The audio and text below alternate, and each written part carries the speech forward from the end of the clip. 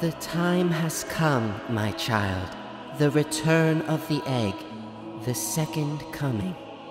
Wonder Egg Priority will be risen again on June 29th for a double-length special broadcast episode. The final Wonder Egg Tuesday to complete the baker's dozen. Hark, O children of the yoke!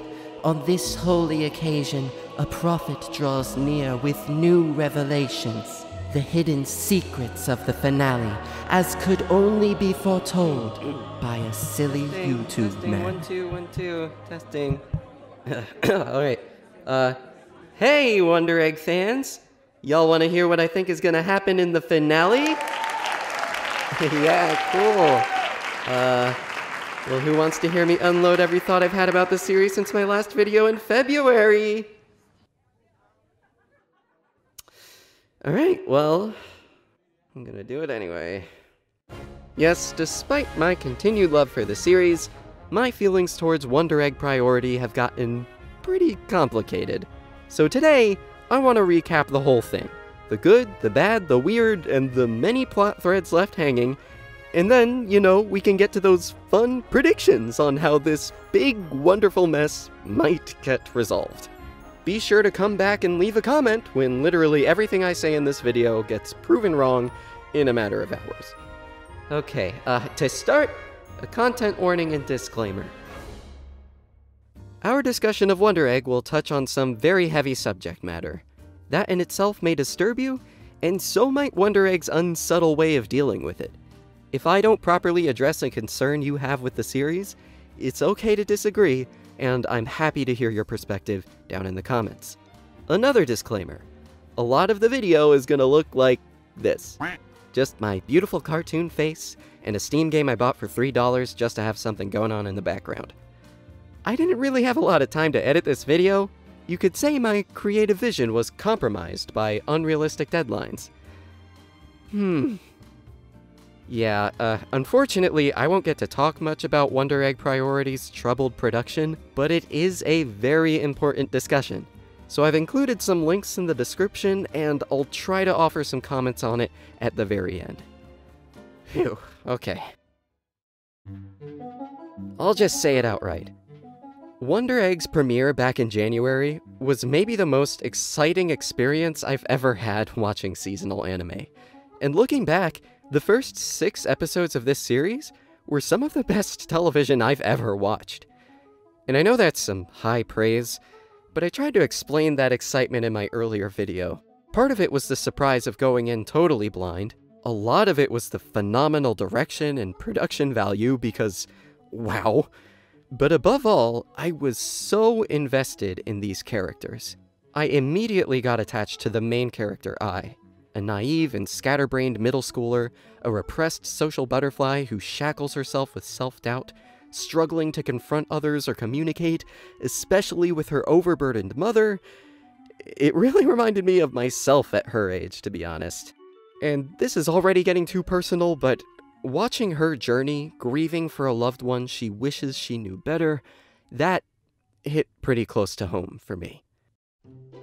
I think Wonder Egg fans will identify with at least one of the 4 main girls, each with wildly different personalities and personal struggles, and the way they play off of each other is such a joy to watch. Their dialogue is snappy and fun, and it's so effective at building their character. It carries even more weight on a rewatch when you really understand their quirks. The way Rika overanalyzes every adult relationship, the same way she's had to rationalize that of her own parents. The contrast between Momoe's uncomfortable, performative masculinity and the more excited, natural cadence she adopts with her new group of friends. And Neiru is still brooding and mysterious as ever, but it's still great to see her prideful Ice Queen facade melt away as she learns to depend on others. They're all amazing. One of the best group dynamics I've seen in a long while, and I only wish the series gave them more time to interact. Other than that, I think the narrative in the first half of Wonder Egg is really strong, and I'll spare you the Annie2 plot summary stuff for now, and let's just talk about the general structure. As many will point out, Wonder Egg is a dark, magical girls show, and follows a Monster of the Week format. Every episode, the main character Ai will crack open a Wonder Egg, revealing what seems to be the soul of a girl who committed suicide. They battle the specter of the Egg Girl's trauma in a dreamlike landscape, and in the end, Ai gains some new insight into her own life, typically emotional clarity regarding her dear departed friend, Koito. Along the way, she meets those 3 other girls to share in the fight, first with the promise to save their lost loved ones, and then for themselves.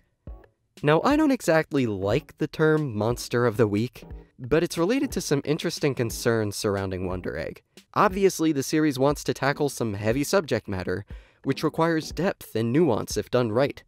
The one-off Wonder Killer villains, though, are introduced and defeated in a single episode. So you might be skeptical that this basic episodic structure can actually do its job. Well, here's a few reasons I think the Wonder Killer formula still works. First, one battle against these big trauma monsters doesn't exactly save the victim. Many of the Wonder Egg girls have done this song and dance before. Who knows how many times they've fought, won, or lost against their inner demons.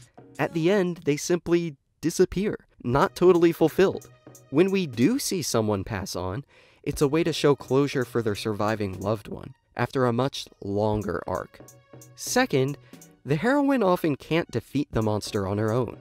It tends to require input from the victim themselves in a variety of ways, by conversing with and inspiring the protagonists, offering them some symbolic weapon, or even participating in the battle itself. That element of cooperation adds a surprising amount of depth. And lastly, there isn't always much depth to the Wonder Killer or the person who needs protecting, but it's always supplemented with whatever else the main characters have going on. When it's hard for the heroine to relate to the victim, that can be meaningful too. In the end, the kids who hatch from these Wonder Eggs serve a grander purpose than trauma of the week. They feel more like real people from a wide array of backgrounds whose lives intersect momentarily with our main characters. We only get a glimpse into their lives, their regrets, their dreams cut short, but it's enough to leave an impact on the main girls, who carry those bits of wisdom as they try to become whole. And I really like that. That emotional core was enough for me, and many others, to consider Wonder Egg a potential all-time favorite. But I think we all knew such an ambitious, boundary-pushing series could go either way. Part of the excitement was what it could become, in all of its unsolved mysteries. It was a long way to go, and a long way to fall. And I wouldn't say Wonder Egg went the way of Humpty Dumpty, but... After the show's first half concludes with a major breakthrough for Ai, the other girls are rewarded their own special one-off adventures. A great idea to give them proper arcs in a fast-paced series. But here's where we start to lose focus. Rika's episode has a lot going for it. Her relationship with her mother shines a bright light on all her previous behavior. It strengthens her connection to Ai, parallels her relationship to Manen, and then the conclusion is beautiful and appropriately bittersweet. What the episode is missing is Chiemi. Even as Rika is about to see her on the other side, there's no mention of her. And that really sucks. You might recall episode 5 and say, well, Rika questions the merit of saving their lost loved ones. They all question it, and their motivations have shifted to enriching themselves, a shift from past to present.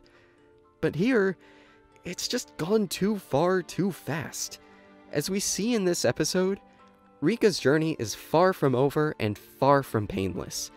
And her guilt over Chiemi's death is a huge part of that struggle, and it at least bears mentioning.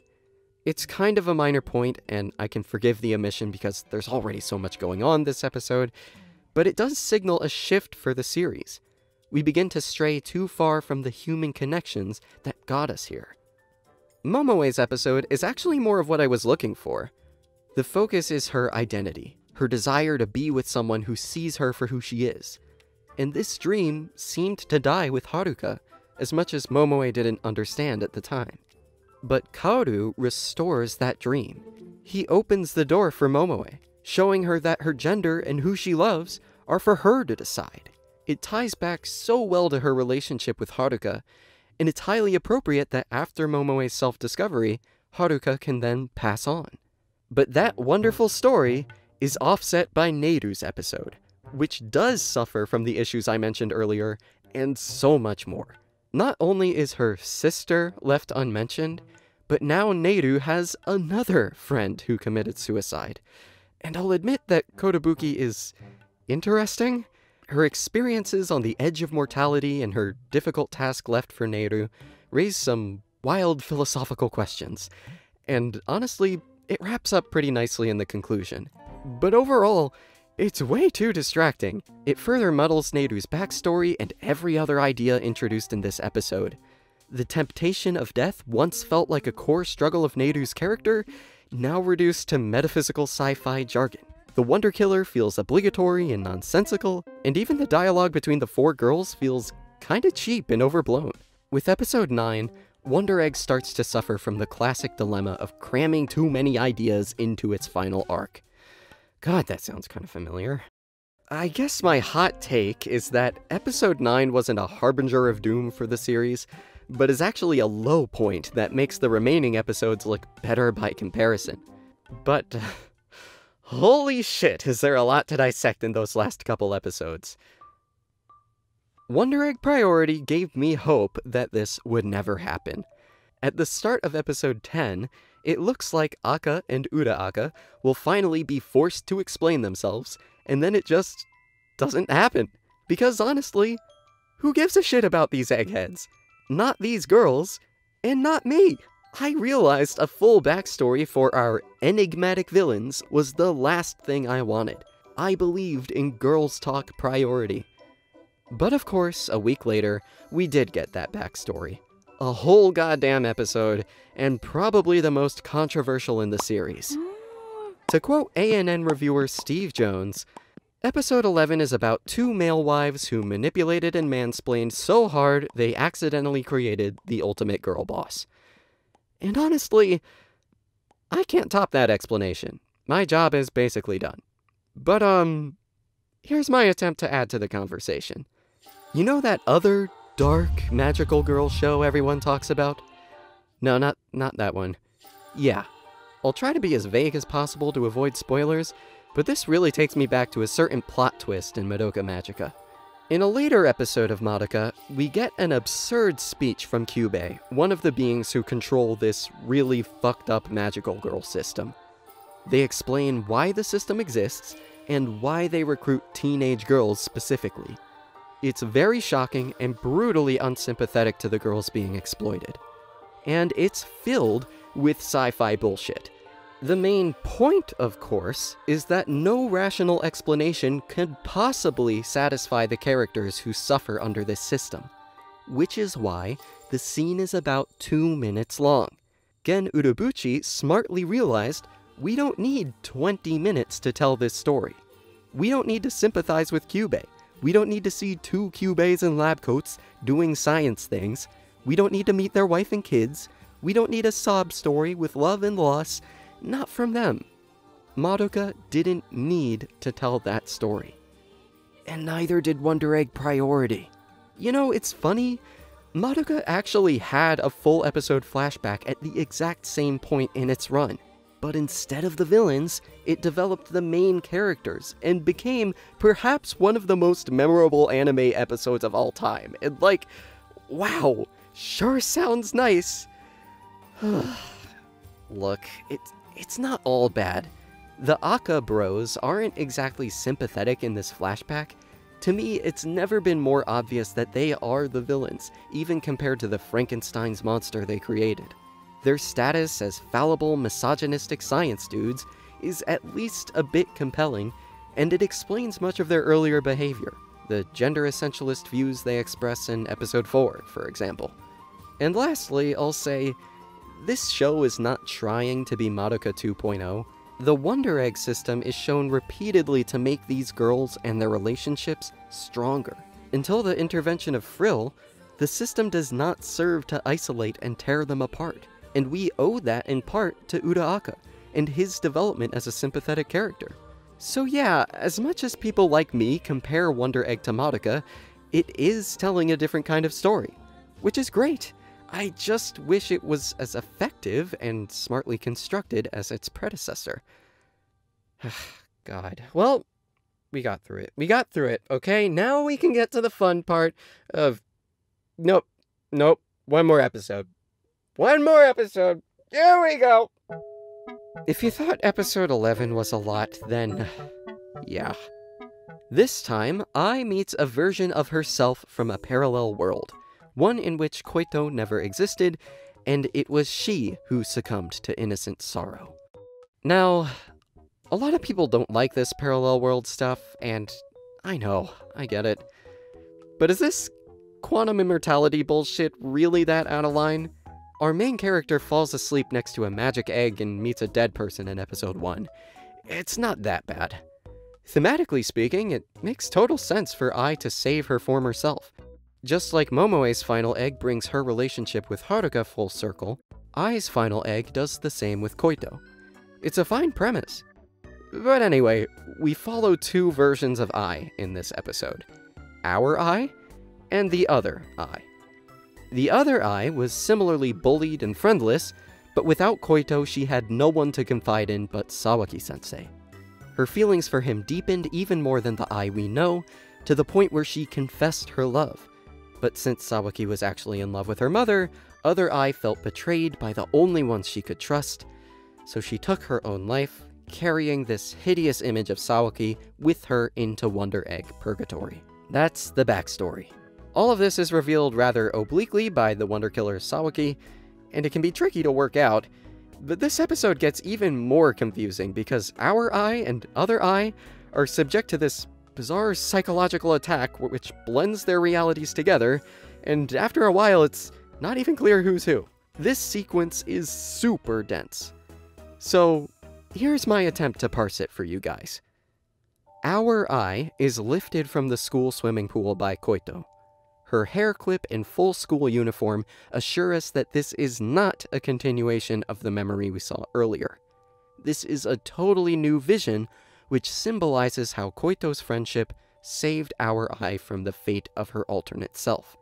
Then, Koito brings Ai to the roof, inviting her to jump with her. Sawaki eggs them on, listing every doubt and fear Ai has about the world. Other Ai also listens to this speech and contemplates jumping herself. While this happens, our Ai finally begins to understand Koito. She was alone, like Ai. It could have just as easily been Ai, alone on that roof.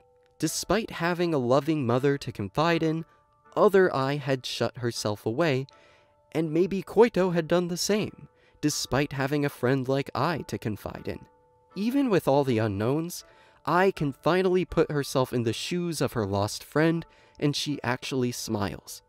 Knowing that she, herself, would regret losing everything, Ai asks, "You regret it, don't you?" And she's not admonishing Koito here, but acknowledging their similarity. Ai then turns to her alternate self, she asks the same question, and she and other Ai make a literal breakthrough. Ai promises to love and believe in herself, giving her the strength to defeat the Wonder Killer, save the day, and hopefully save many other girls like her in the future. Then her eyeball gets plucked out with a boomerang, but let's not worry about that right now. This whole sequence, honestly, is kind of brilliant. I was never going to hear answers directly from Koito, and Sawaki's explanation wouldn't satisfy either, so it makes sense that Ai would arrive at the answer herself. It's a natural conclusion to this arc that seems to have been explicitly foreshadowed as early as episode 2. That's pretty impressive. But to be honest, episode 12 on the whole really bothered me on its initial release, and it still does. It's just so unclear, partly because of the parallel world and unreliable narrator stuff, but also, there's a lot of mixed messaging here. Ai promises to fight as a warrior of Eros, which sounds inspiring, but it also aligns her interests with the villains. How are we supposed to interpret her triumphant moment? Do we take her optimism at face value, or the fact that it was cut short by one of Frill's lackeys? And then there's Sawaki. It seems Wonder Egg was just out to subvert our expectations, setting him up to look like a terrible creep, only to reveal that actually, he's a nice guy, and he cares a lot for Ai's mom, a lovely father figure. But, quick counterpoint. No. Holy shit, no! I'm sorry, what Sawaki does over the course of this series, in one reality or the other, is not okay. This man should not be in a classroom. He painted an aged-up portrait of his student to look like her mother, i.e. the woman he's now dating, submitted it to an art competition, possibly getting her consent, but she would have felt pressured anyway, and he titled it Latent Heat. Latent heat? What the fuck? Sir? Sir, please step away from this child. If you're hoping the series will condemn Sawaki's actions, episode 12 is agonizing to watch. On the one hand, we get to see him crushed with a giant hammer. Great. On the other, Ai isn't trying to hold Sawaki accountable. She's there to teach herself a lesson. Think back to episode 6. When the Wonder Killer was a total fabrication of the victim's mind. Even then, her suffering was real and treated with respect. But when Ai confronts her other self, it almost sounds dismissive. This man was responsible for your emotional well-being, yet used his power over you to get closer to your mother, exacerbating your suffering. But, hey, I guess you regret killing yourself, right? You regret seeking attention, you regret not reaching out to your mom.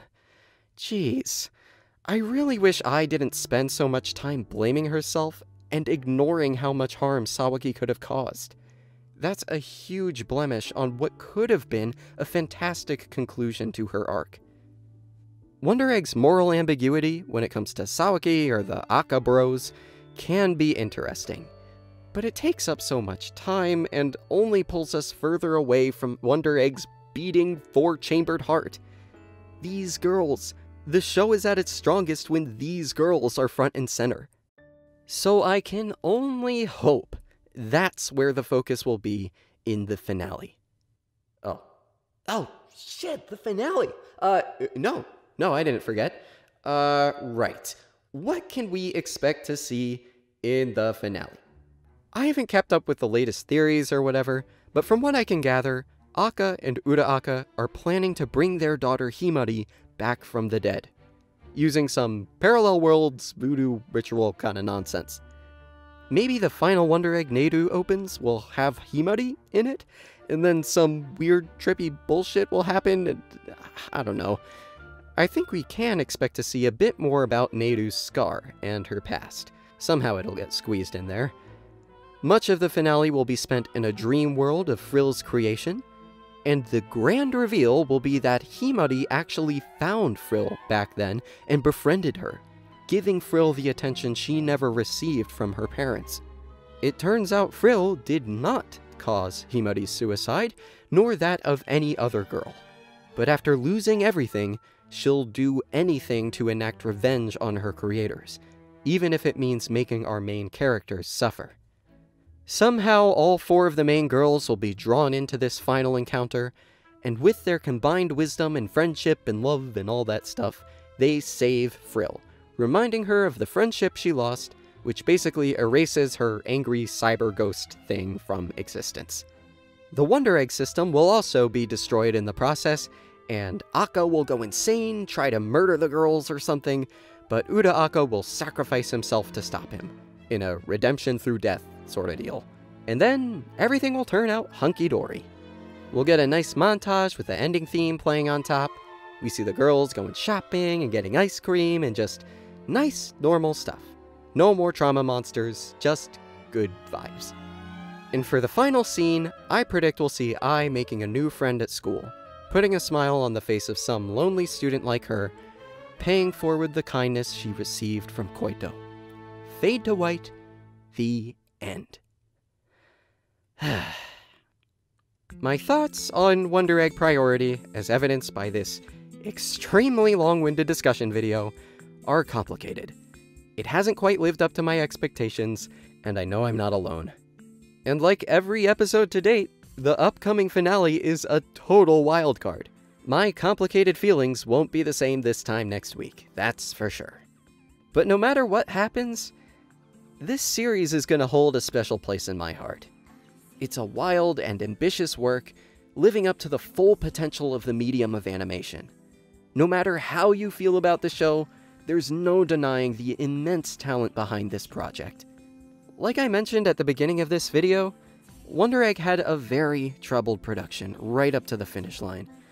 And trust me, I've thought plenty about how this might have contributed to my problems with later episodes, but how the final product might have suffered is not nearly as important as the suffering of the creators who fought to put it together. It makes celebrating this artistic achievement kind of difficult. It's hard to celebrate a process that puts creators in the hospital for doing what they love. I don't have a real call to action here with any solutions, but out of respect for this medium and everyone behind it, let's stay informed at the very least. Let's do what we can to support a system that respects animators and the work they create. So, I hope you'll check out some of the resources I've left down in the description. Thank you so much for sticking around to the end of this video. Take care, I love you, and I'll see you next time.